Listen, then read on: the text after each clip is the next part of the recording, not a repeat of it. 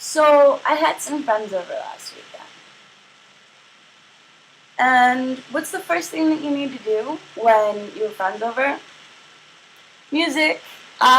So I was really excited about that. And, my friends came over, people who had never been to the apartment before, and they asked me, I was sitting over here in this corner, right? And they said,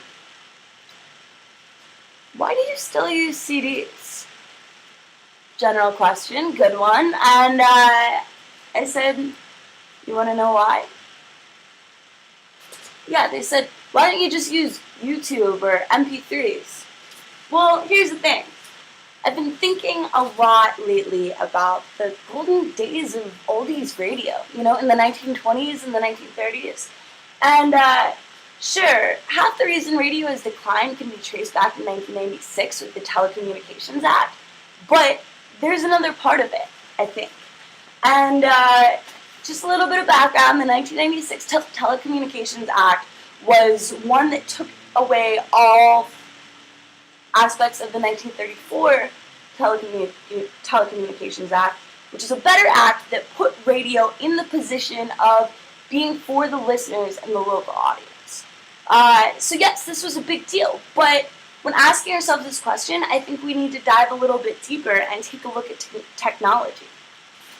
Yeah, I know you've talked yourself hoarse about the changes of technology almost as frequently as the weather since Y2K when the CD was at peak format, right? But it's down 78% from where it was back then. And which radio station do you know of that still uses the compact disc to produce its sound? Why might this be beneficial? I have an idea. Because your CDs sound better than your MP3s. Why? Because the songs in your compact discs are still in WAV format. This is an uncompressed format of an audio track. And this format is actually huge in size compared to MP3. MP3s are compressed, which, yes, that means they're smaller, more compact, but they don't sound as good.